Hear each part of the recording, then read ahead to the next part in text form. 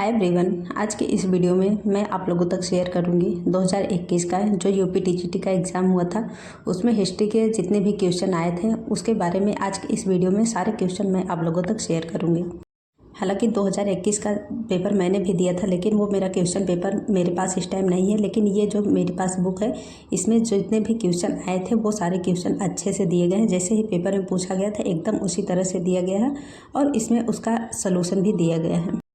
तो जैसा कि एसएसटी के पेपर में सबसे पहले 4 क्वेश्चन होते हैं, जो कि एसएसटी के चारों सब्जेक्ट के एक एक क्वेश्चन होते हैं। तो उसमें से आपको ये ऑप्शन रहता है कि आप इस चारों में से चाहे कोई भी एक ऑप्शन कर सकते हैं। तो उसमें इतिहास का ये क्वेश्चन था जो कि मैंने अभी पहले दिखाया, और इसके बाद ये है राजनीति विज्ञान का क्वेश्चन, जिसमें कि पूछा गया है राजनीति विज्ञान का प्रारंभ और अंत राज्य में होता है, ये कथन किसका है। तो ये कथन गार्नर का है। यही क्वेश्चन पहला पूछा गया था।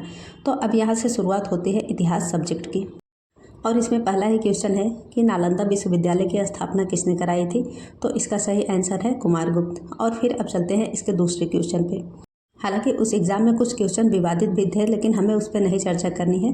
तो दूसरा क्वेश्चन ये है कि दिल्ली सल्तनत में जो चहलगानी था वो किससे संबंधित था। तो वो उसमें चहलगानी में जितने भी लोग होते थे वो तुर्क से संबंधित थे। और फिर अगला क्वेश्चन है कि तुर्की सुल्ताना का महल कहाँ पे स्थित है। तो इसका सही आंसर है कि फतेहपुर सिकरी में है। अब नेक्स्ट क्वेश्चन की बात करते हैं। तो इसमें पूछा गया है कि कैलाश मंदिर किस गुफा में स्थित है। तो इसका राइट आंसर है एलोरा की गुफा में। तो इसी तरह से क्वेश्चन पूछे जाते हैं। तो ये क्वेश्चन देखने के बाद हम ये अंदाज़ा लगा सकते हैं कि किस टॉपिक से ज़्यादा क्वेश्चन पूछे गए हैं। और फिर अगला क्वेश्चन है कि हड़प्पा में निकास नालियों के साथ फर्श जड़ित 12 स्नान गृह कहाँ से मिले हैं। तो इसका राइट आंसर है लोथल से मिले हैं। और फिर इसके बाद आता है नेक्स्ट क्वेश्चन। इसमें है कि अरमोल वर्मन किस चोल सम्राट का उपनाम था। तो जिसका सही आंसर है कि राजराज, जो राजराज फर्स्ट था उसका उपनाम था अरमोल वर्मन। और फिर अगला क्वेश्चन ये है कि निम्न में से कौन सा अधिकारी अपने प्रांत के जिलों के संग्रहण को नियंत्रित करता था। तो इसका सही आंसर है समाहर्ता। तो आप लोग देख ही रहे हैं कि किस तरह से क्वेश्चन पूछा गया है। फिर इसके बाद अगला क्वेश्चन ये है कि लेखन के आधार पर निम्नलिखित में से अशोक के स्तंभों में कौन सा सबसे प्राचीन है। तो इसका सही आंसर हो जो कि अशोक का रोमनदेही अभिलेख है, ये इसका सही आंसर है। यही है कि लेखन के आधार पर सबसे प्राचीनतम माना गया है। फिर इसके बाद नेक्स्ट क्वेश्चन आता है कि बुलंद दरवाज़ा अकबर ने अपने किस विजय के स्मरण में बनवाया था। तो इसका सही आंसर है गुजरात विजय के बाद। फिर अगला क्वेश्चन है कि किस स्थान से अग्नि मंदिर प्राप्त हुई है। तो इसका सही है सूर्यकोटला, जो कि बंगाल में है। फिर इसके बाद नेक्स्ट क्वेश्चन है निम्नलिखित में से किस शासक के समय से झरोखा दर्शन जो था वो बंद किया गया। तो इसका सही आंसर है औरंगजेब।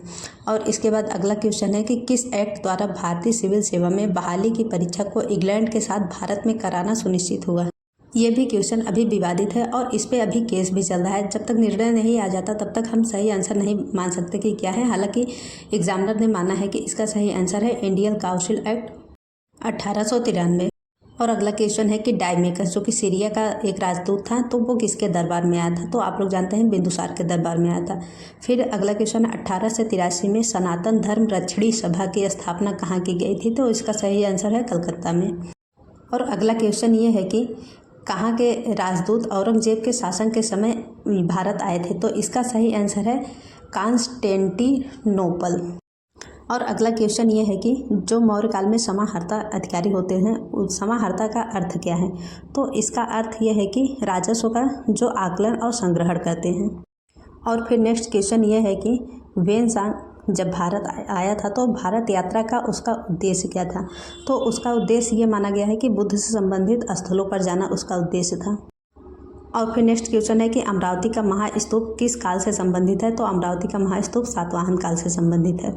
और नेक्स्ट क्वेश्चन है कि लॉर्ड डलहौजी ने किस वर्ष घोषणा किया था कि मुगल बादशाह बहादुर शाह के उत्तराधिकारी को लाल किला खाली करना पड़ेगा। तो इसका भी राइट आंसर है 1849 में। और नेक्स्ट क्वेश्चन है कि पुराण या धरण प्रकार की जो मुद्राएं होती थी वो किस धातु की बनी होती थी। तो वो होता था रजत, सिल्वर या चांदी, इसे कहते हैं। और नेक्स्ट क्वेश्चन ये है कि राजपद के अधिकारी, मंत्री और सचिव, ये दो शब्द का उल्लेख किसके अभिलेखों में किया गया है? तो ये सही आंसर है गुप्तकाल। गुप्तकाल के अभिलेखों में ये दो पद का जिक्र किया गया है। और फिर अगला है कौटिल्य का अर्थशास्त्र राज्य द्वारा नियुक्त कितने अध्यक्ष का उल्लेख करता है? तो इसका सही आंसर है 22। फिर अगला है कि संस्कृत काव्य सेतुबंधु ग्रंथ का रचनाकार कौन है? तो ये है प्रवर सेन द्वितीय। तो आप लोग देख ही रहे हैं ना, डायरेक्ट या इनडायरेक्ट किन किन टॉपिक से क्वेश्चन बन रहे हैं। अब इसके बाद आते हैं नेक्स्ट क्वेश्चन पे कि जौना खां जो था वो किसका नाम था? तो जौना खां मोहम्मद बिन तुगलक जो शासक था दिल्ली सल्तनत में, उनका नाम था।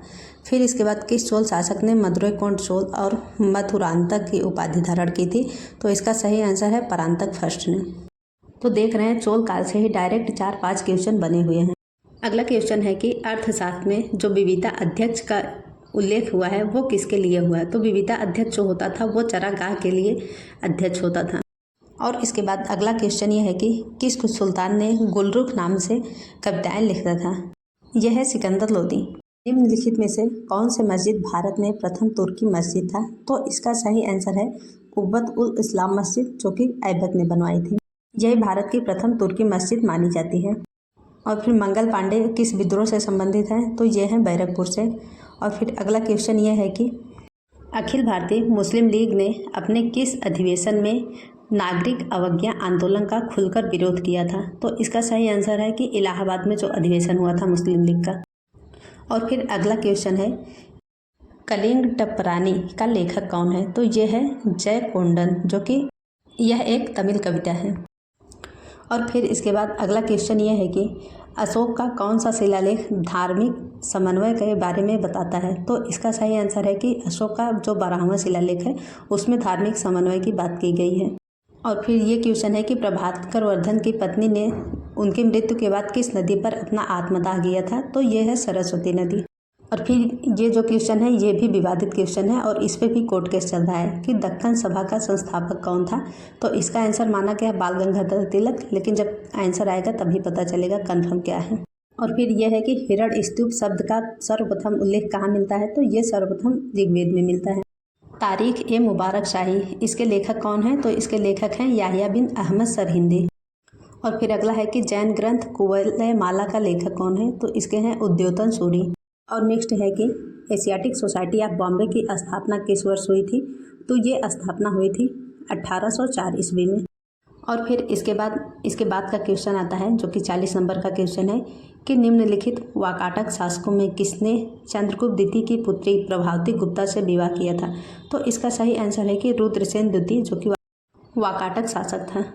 और फिर 41 नंबर क्वेश्चन जो है वो है कि सही सुमेलित करना है, जो कि 2-3 ऑप्शन दिए गए हैं, जैसे कि साइमन कमीशन हो गया और प्रथम गोलमेज सम्मेलन हो गया, क्रिप्स मिशन और सीआर फार्मूला। इनको सही क्रम में लगाना है।